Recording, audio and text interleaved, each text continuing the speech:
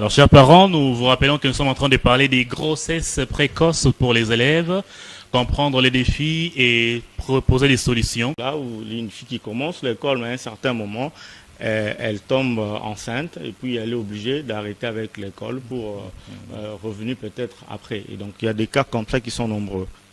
Et pensez-vous que par rapport à ces cas, il y a des comportements alarmants pour la communauté à devoir identifier certaines filles qui sont déjà sur la voie à devenir de merde? Et comment pouvoir prévenir? Quels sont les signes qui nous montrent que ces filles bientôt seront mères? Effectivement, il y a beaucoup de comportements des adolescents et des adolescentes à risque. Parce que moi, je n'aimerais pas qu'on focalise notre intervention sur la jeune fille seulement, mais aussi le jeune garçon, parce que la jeune fille ne peut pas tomber enceinte seule. Oui. Il y a l'intervention du jeune garçon.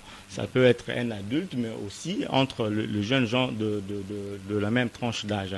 Et donc, il y a des comportements qui sont des précurseurs, qui sont des comportements à risque, et pour le vis-à-vis desquels, si on ne fait pas attention, nous allons tomber effectivement dans ce phénomène-là. Et ces comportements, quels sont les signes que nous pouvons observer, soit-il les parents, les éducateurs? Quels sont ces signes que nous observons chez la jeunesse? À l'école, par exemple, il y a absolument beaucoup de signes, notamment le manque d'intérêt aux études. Quand vous voyez déjà l'enfant, jeune fille comme jeune garçon, commencer à avoir de moins en moins d'intérêt à l'école, je crois que c'est un signe alarmant qui doit attirer l'attention de parents. Il y a aussi l'absentéisme. Le parent savent que l'enfant est allé à l'école, mais l'enfant, au milieu de la route, prend une autre direction que l'école. Et quand le parent reçoit déjà des rapports comme ça de l'école, que l'enfant s'absente, et ça doit déjà attirer l'attention. Le retard à l'école, ce sont des comportements qui annoncent quelque chose qui ne va pas dans la conduite de l'enfant. Pensez-vous que les réseaux sociaux sont aussi des causes pour cela, les goûts au maquillage, l'habillement, tout oui, cela? pas des causes, plutôt des signes. On va voir ça d'abord dans l'angle des signes qui montrent que ce comportement est un comportement à risque. Quand un enfant qui aime trop les téléphones, qui est trop addictif au téléphone, qui dissimule, qui cache même qu'il a un téléphone avec lui, c'est déjà un problème. Il faut déjà que cela attire l'attention de parents.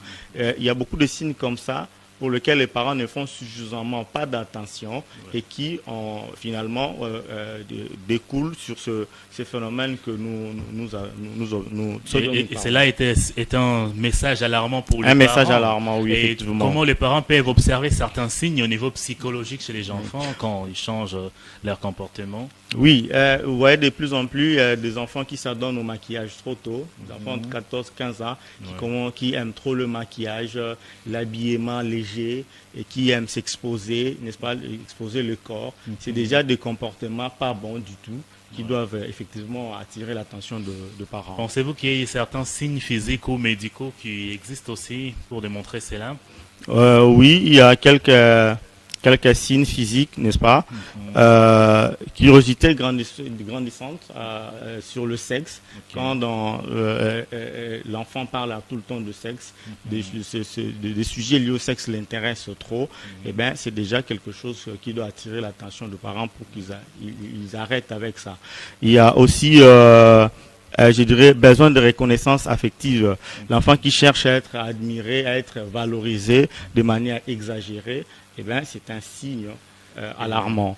Monsieur Gérard, qui jugez-vous qui devait prêter attention à ces signes quand cela commence à se manifester dans la jeunesse? D'abord, serait-il les parents ou l'école? Effectivement, absolument. C'est d'abord le parent parce que l'éducation commence à la maison.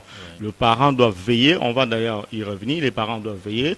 Et en plus de parents, il y a aussi l'école qui a une part de responsabilité dans cela, mais plus largement, l'État, en tant que pouvoir organisateur de l'éducation nationale, a aussi une responsabilité, a aussi des actions à mener pour lutter contre ce phénomène et on le verra durant cette émission. Et cela nous amène justement aux causes. Oui. Pendant que ces signes sont présentés, comment pouvons-nous comprendre les causes? Parce que si les signes sont présentés par ces gènes qui nous alarment, c'est que derrière, il y a certaines causes sociales qui permettent que cela puisse arriver. Et selon vous, quelles sont ces causes, M. Gérard? En tout cas, les causes sont nombreuses. Je vais commencer à évoquer d'abord les réseaux sociaux le téléphone, Android, l'Internet. Ce sont des éléments aujourd'hui qui sérieusement affectent l'éducation des enfants. Et en République démocratique du Congo, les pouvoirs économiques, quelquefois, il est faible pour certaines familles. Pensez-vous que la pauvreté soit source des problèmes pour ces filles qui tombent enceintes dans le Oui, scolaire? en plus de réseaux sociaux, je pense que la pauvreté est aussi source de problème dans la mesure où l'enfant qui aujourd'hui dort affamé, l'enfant qui manque de tout, même les besoins élémentaires manquent, les parents ne sont pas en mesure de répondre à ses besoins, eh bien l'enfant va aller chercher le moyen de survie ailleurs, auprès d'un garçon qui lui présente de l'argent. Et cela finit par tomber par... Cet enfant qui part chercher le moyen de survie ailleurs, pensez-vous que cela soit un fait de laisser aller des parents? Vous ne trouvez pas que les parents sont aussi à l'origine d'une part? Effectivement, le parent soit à l'origine. Quand un parent ne fait pas preuve de responsabilité, il expose son enfant, n'est-ce pas? Mais il faut reconnaître aussi que les parents eux-mêmes sont parfois victimes de la situation socio-économique qui traverse le pays. Et c'est là où ça devient de plus en plus inquiétant. Mais moi, je crois que même si les conditions sont difficiles, les parents doivent veiller à l'éducation. Parce que si l'enfant tombe à grosse tôt comme ça va augmenter, ça va avoir plus d'impact négatif que positif. Donc, accepter, oui. Pensez-vous que l'école aurait d'une part échoué à l'éducation avec l'influence des réseaux sociaux sur nos enfants actuellement? Je ne dirais pas que l'école a échoué, mais l'école fait face à un obstacle. Les réseaux sociaux aujourd'hui, tels qu'ils sont utilisés, sont devenus un obstacle pour l'école. Et empêche justement l'école de mener à bien sa mission d'éduquer. Dans quelle mesure? Je vous donne un exemple. Moi, je suis professeur sur le terrain. Vous êtes en face des élèves, vous êtes en train d'enseigner. Et vous avez effectivement, nous enseignons le domaine, le cours d'option. On n'a pas toujours des effectifs très, très élevés. Vous êtes en face de 10 élèves, 12 élèves, mais 5 élèves somnolent pendant que vous enseignez. Vous voyez que c'est très attirant. Ça, c'est des choses que moi je vois.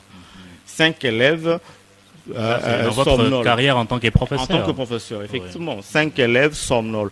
Mais ça vous dérange déjà. Et quand vous arrêtez, vous interrompez le cours, vous essayez de demander qu'est-ce qu'il y a.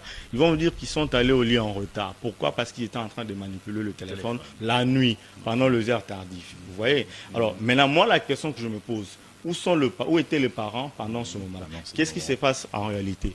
Au fait, les parents partent à dormir et laissent les enfants parfois au salon. Ils peuvent rester pendant très longtemps devant la télévision. Ou même, ils peuvent aller dormir, mais avec leur téléphone en main. N'est-ce pas? Et à un moment donné, le parent pense que l'enfant dort, mais en réalité, l'enfant ne dort pas. L'enfant est en train d'utiliser le téléphone, l'enfant est en train de causer jusqu'à des heures tardives, jusqu'à 2 heures, 3 heures du matin. N'est-ce pas? Et vous-même, parfois, adultes aussi, ça nous arrive d'être en ligne jusqu'à des heures tardives, peut-être parce que vous êtes en train de préparer, de lire, etc. Vous voyez que tel est en ligne, qui sont en réalité des enfants des élèves. Ils ne devraient pas être en ligne à cette heure-là. Donc, en ce moment-là, ça devient un obstacle. Qu'est-ce que vous allez faire? Vous faites face à des élèves qui somnolent. Même tout ce que vous allez enseigner, ça ne va pas entrer, l'attention est affectée, vous voyez. Et l'école, face à ce problème, a des sérieuses difficultés. Parce que la source ne vient pas de l'école, commence depuis la maison. Alors, chers parents, nous vous rappelons que nous sommes en train de parler des grossesses précoces pour les élèves, comprendre les défis et proposer des solutions.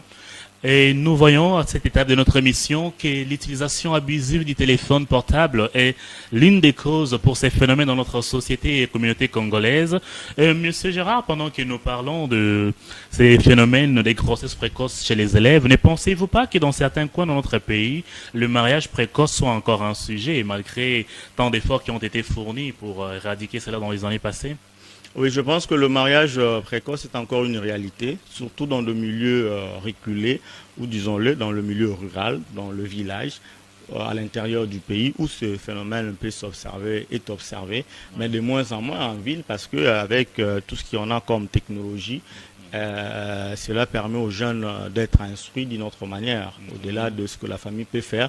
Les jeunes s'instruisent, les jeunes d'aujourd'hui sont très éveillés, et je crois que c'est quelque chose que les enfants, quand vous échangez avec eux, les adolescentes, c'est quelque chose qu'elles détestent. Et de tout ça, vous, en tant qu'éducateur, conseiller en orientation scolaire et professionnelle, que pensez-vous peuvent être les causes de ces grossesses chez les filles, élèves, ou encore les papas qui deviennent papas à l'âge précoce, qui sont identifiés comme pères de ces enfants?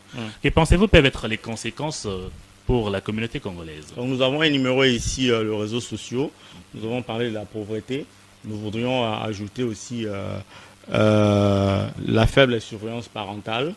Nous l'avons démontré ici que quand le parent ne veille pas suffisamment, eh ben, il favorise cela d'une manière ou d'une autre.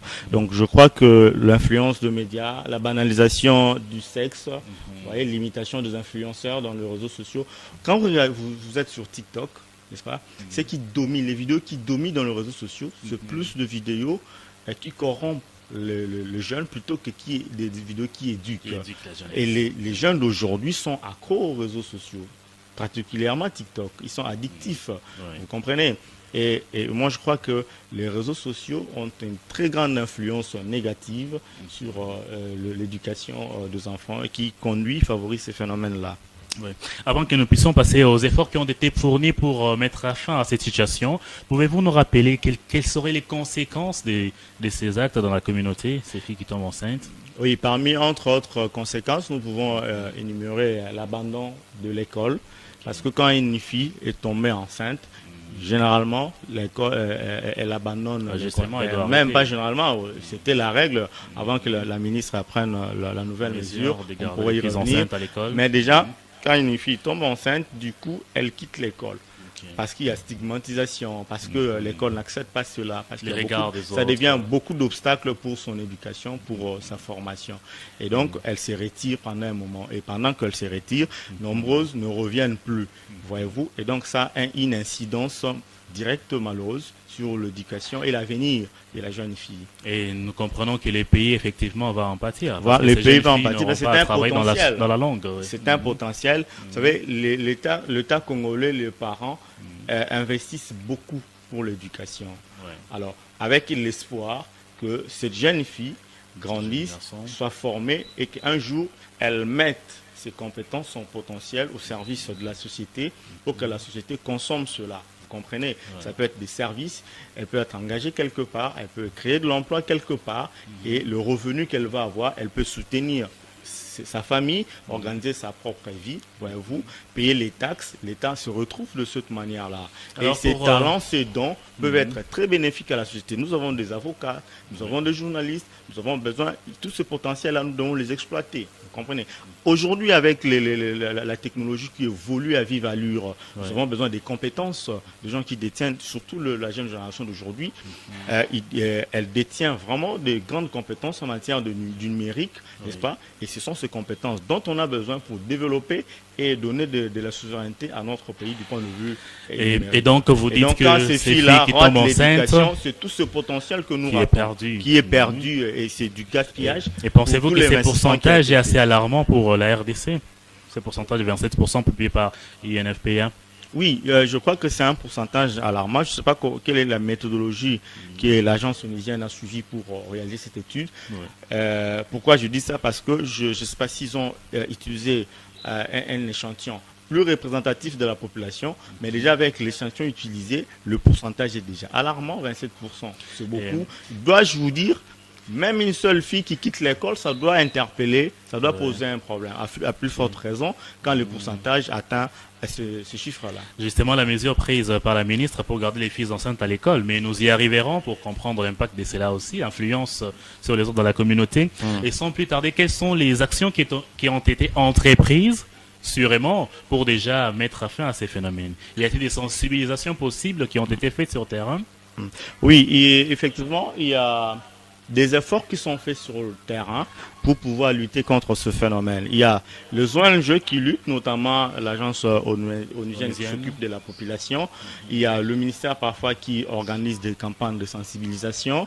Et il y a tout cela. Les parents font des efforts, il faudrait reconnaître les efforts de parents. Il y a aussi les écoles qui enseignent, qui parlent. Mais je crois que ce problème, ces efforts-là sont limités et nous devons maximiser nos efforts. Et en tant que limite, qu'est-ce que vous repérez par rapport à ces limites?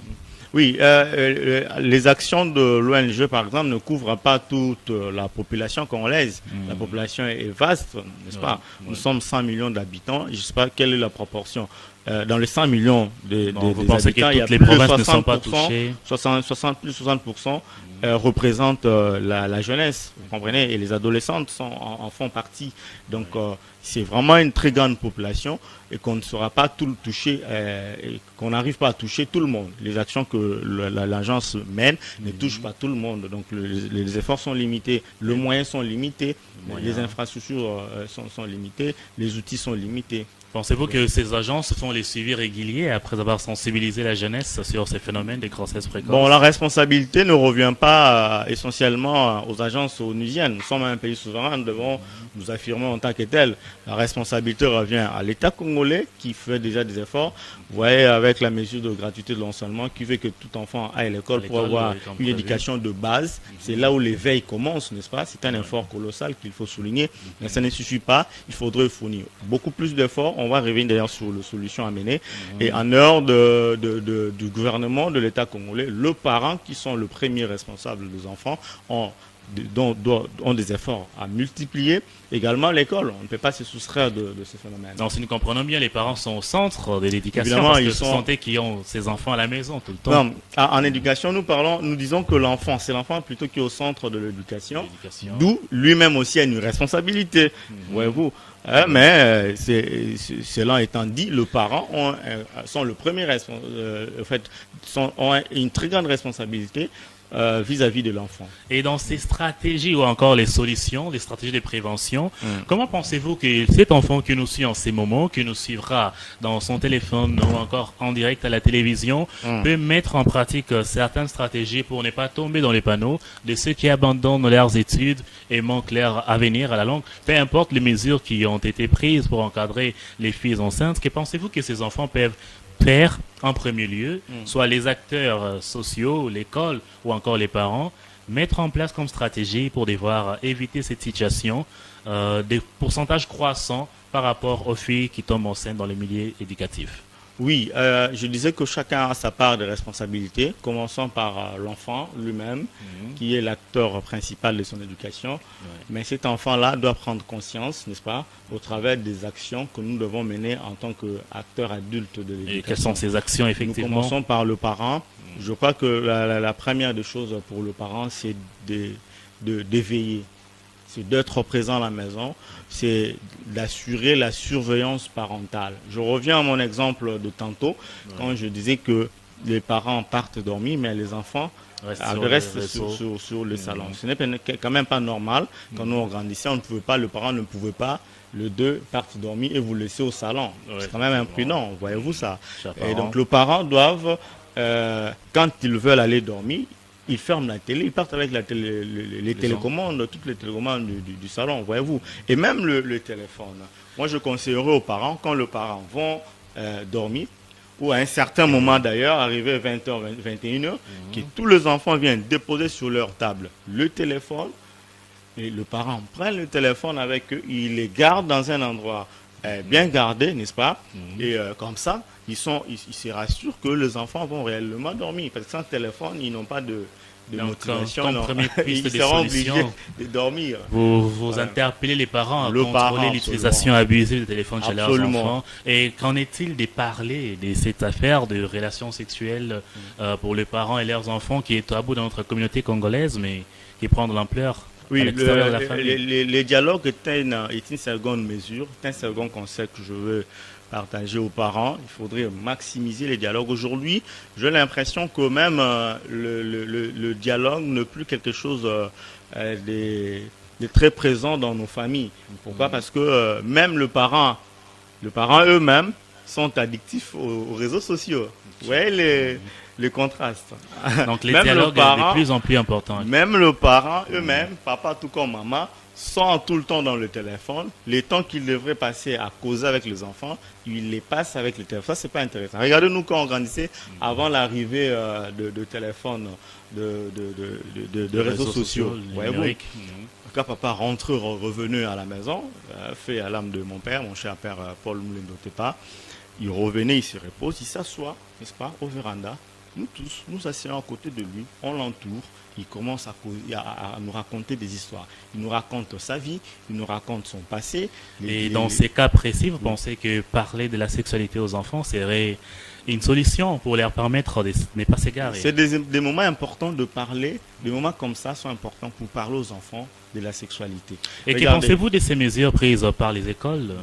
Si les écoles devraient se mettre à enseigner la sexualité aux enfants, non, en pensez-vous que fait, cela donnerait à enseigner la communauté? sexualité n'est pas un problème en soi, mais il faut savoir qu'est-ce que vous enseignez, à quel niveau et avec quel langage. C'est là où, tout en se basant sur le mœurs, sur les valeurs il culturelles faudrait africaines. enseigner la sexualité. Ce n'est pas bon qu'un enfant grandisse sans connaître son corps, n'est-ce pas? Il n'est pas bon que l'enfant soit surpris par la puberté.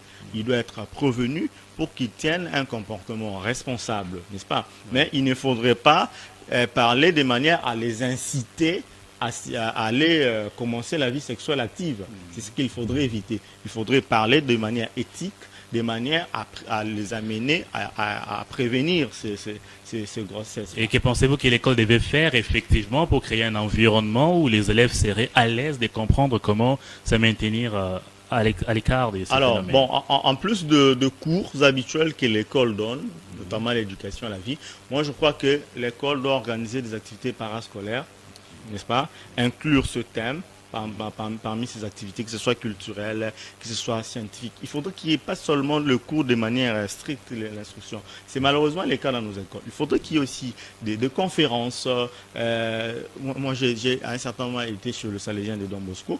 On avait la récollection, on avait des conférences qui abordaient divers thèmes de la société et de la vie, de jeunes notamment, n'est-ce pas? Oui, Et dans y compris ça, dans celui-ci. Et nous, important. à notre époque, chez le Salésien de Don Bosco, on nous enseignait l'abstinence. On insistait beaucoup là-dessus.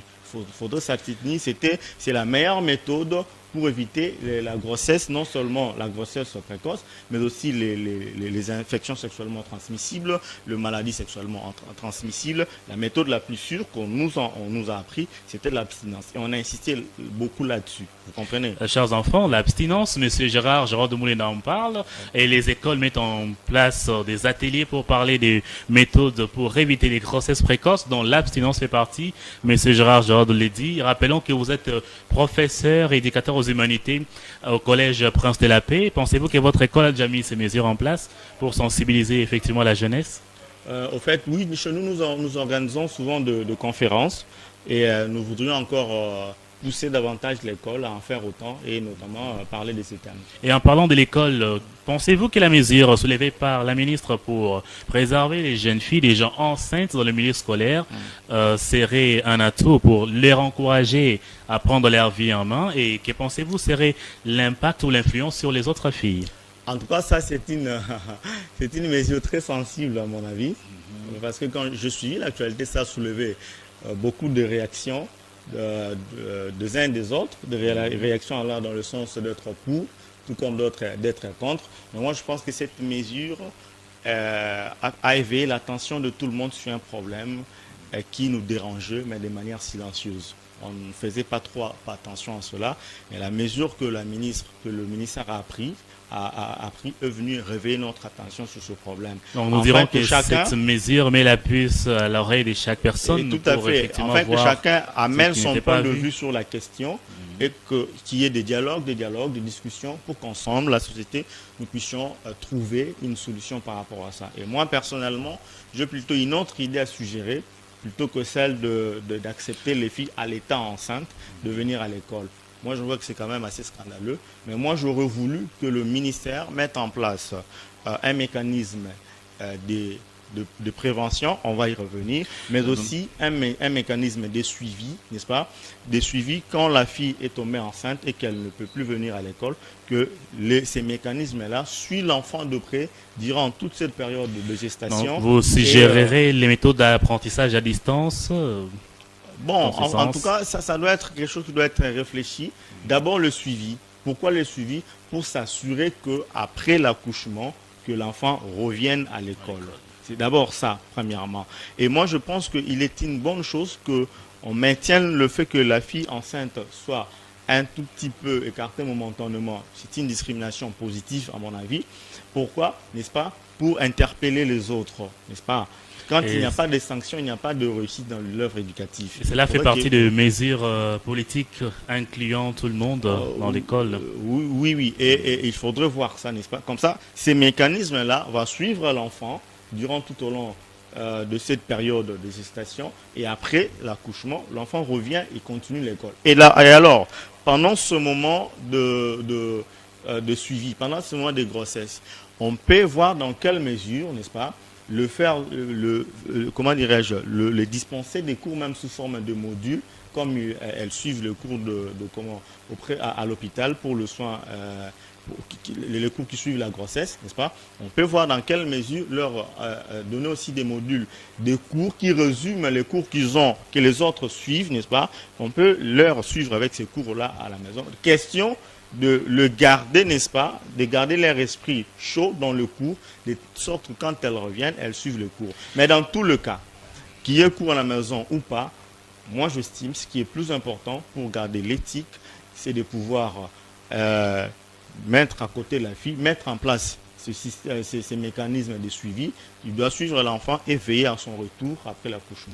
Monsieur Gérard, nous tendons vers la fin de notre émission et vous avez rappelé que la mesure prise par la ministre soulève effectivement ces sujets dans les milieux médiatiques pour effectivement sensibiliser nos jeunes à pouvoir être prévenus contre les phénomènes des grossesses précoces dans les milieux scolaires.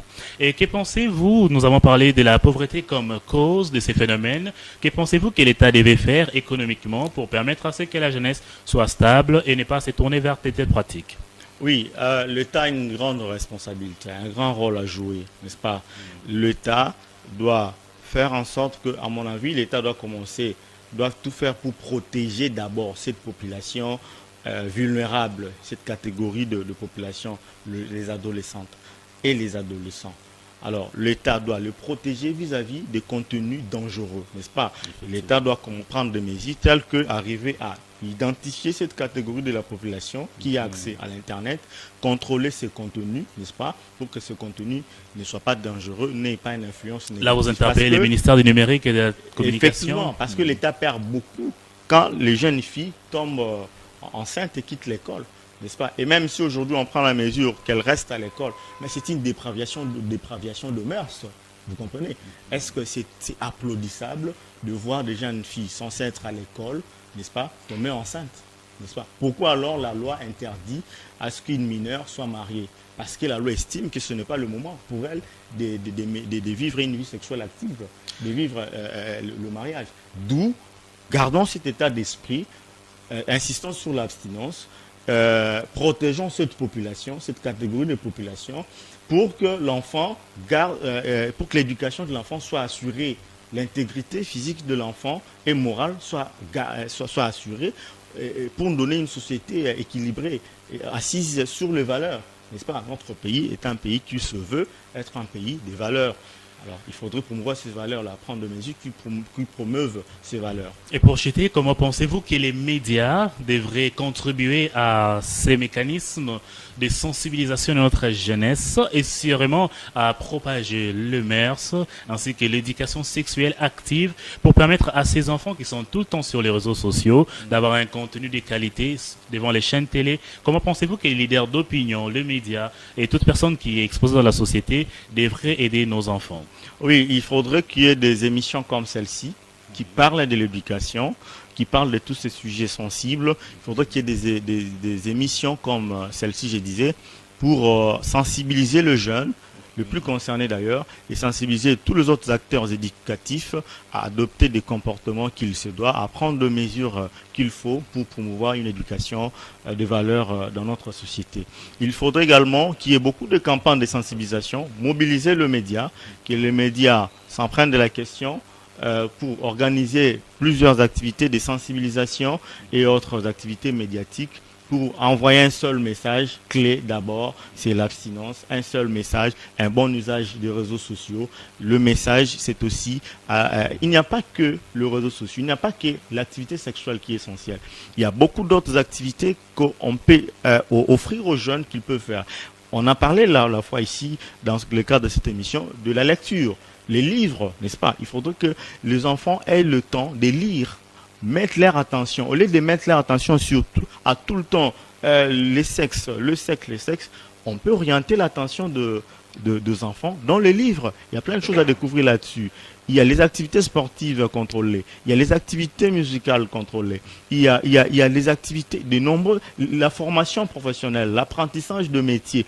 C'est avantageux qu'un enfant soit à l'école, apprenne une science, mais en même temps apprennent un métier quelque part dans un centre de formation, l'anglais, l'informatique, comment dirais l'électricité, la menuiserie, il y a des ateliers qui forment la soudure, etc. Parce qu'on a dit ce n'est pas que la fille qui est concernée, mais aussi les garçons. Vous comprenez? Il y a plein des activités comme ça qu'on peut promouvoir autour de l'enfant qui vont occuper l'attention et les temps de l'enfant. Comme ça, l'enfant est de moins en moins exposé à des contenus dangereux sur les réseaux sociaux. Je crois bien.